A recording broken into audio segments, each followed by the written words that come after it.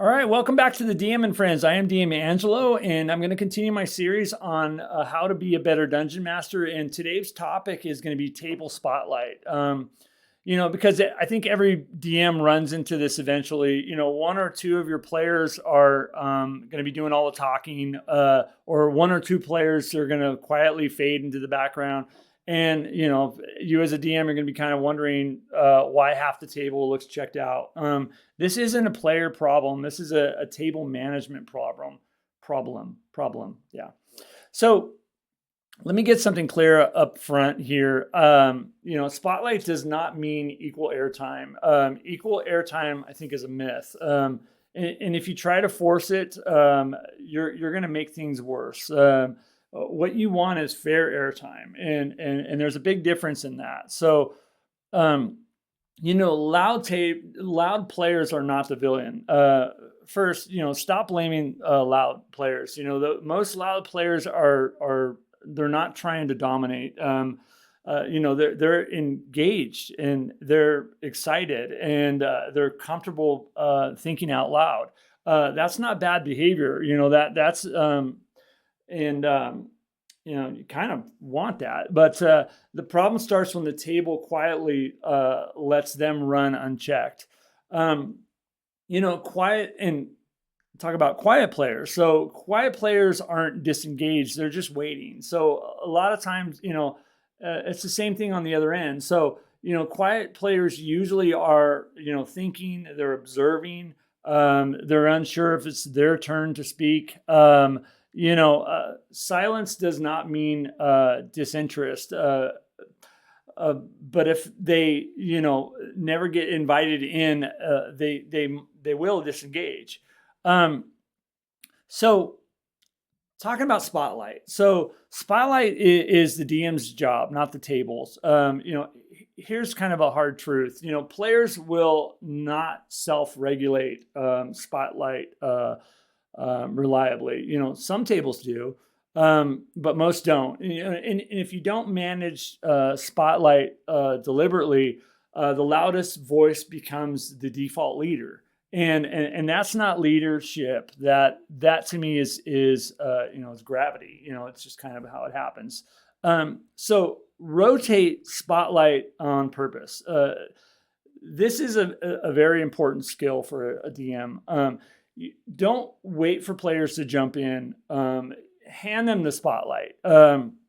Simple phrases that you can kind of say is, all right, while this is happening, what are you doing? Or let's come back to you. I want to hear from them first. You're being quiet. What's going through your head right now? That's it. Those simple phrases can really kind of go a long way. No apology, no explanation, just rotation. So cut without shaming. Okay. So this is where most DMs hesitate. Like, you are allowed to interrupt players, politely, calmly, firmly. And I do this quite a bit. I was like, hold on, let's pause here, or say stuff like, let me stop you for a second, or I want to check with this person or the rest of the table, or something like that. You're not being rude. That's kind of your job, managing the table. So here's another key point is don't let planning become a monologue. Planning phases are spotlight killers. One player starts, is going to start theory crafting, and 10 minutes later, half the table hasn't spoken. Your job is to summarize, redirect, and move forward. Okay, I'm hearing A, B, and C. What's the decision?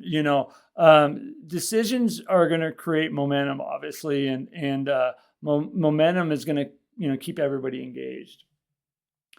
So spotlight is also going to shift by scene, not by timer. So you need you don't need a stopwatch. You need awareness.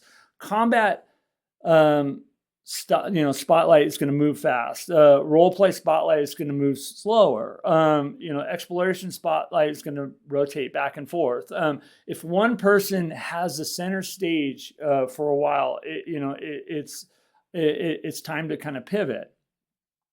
So here's one thing that I like, and use character hooks to pull quiet players forward. A lot of DMs run into this because this is a characteristics of some players. So, quiet players often shine when the spotlight hits something that they care about, So, backgrounds, motivations, relationships, your character, would notice this, or, this hits close to your home, for you. You recognize something that others don't, those kind of situations. That's how you invite engagement to those quiet players without pressuring them. So loud players, here I'm going to switch over a little bit. Loud players need boundaries, not silence. So don't shut loud players down completely. Just give them edges. They still contribute. They just don't dominate. So if you kind of keep that in your mind, don't let them dominate the conversation. Most loud players respond well to clear structure, and they want the game to work. I mean, those in my experience, the loud players are the ones that are super into it and super engaged, and it's not a fault, it's a characteristic, and it's just how to manage that. So here's one that might contradict a little bit. So silence is a tool also, and use it. Like this one's, it's kind of underrated, I think. Ask a question and then shut up. I've talked about this before. Ask a question to the group, shut up, and let them work it out. Let that silence breathe. Sometimes that creates tension, or everybody looks at each other. Someone will step into it, and sure, it's going to be the loudest player usually, but sometimes not. Sometimes that'll get others to kind of engage. So often, it's the silent player that's finally going to feel invited when you do that. Try it. So spotlight is also builds trust. When players feel seen, they stay engaged. So rotating that spotlight is very key. When they feel ignored, they're going to drift. And managing spotlight isn't about control. It's about it's about fairness. All right, you guys. My final thought, you are the camera. Where you point it, the story happens. So try to kind of shift it around. If you have somebody dominating, just kind of move it. Subtly, you can do it. Just if you remember that in your mind, it'll make for a interesting game. Fair airtime is going to beat equal airtime every time. Fair airtime will beat equal airtime every time. Well, that's funny.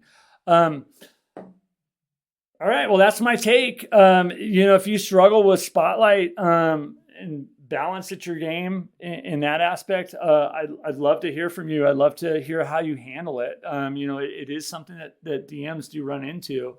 And I would love to hear it. Drop it in the comments below. And also please, you guys, like, subscribe, and share. Tell everybody. I really appreciate all the engagement. And all right, you guys, until next time, take care. Game on. Bye-bye.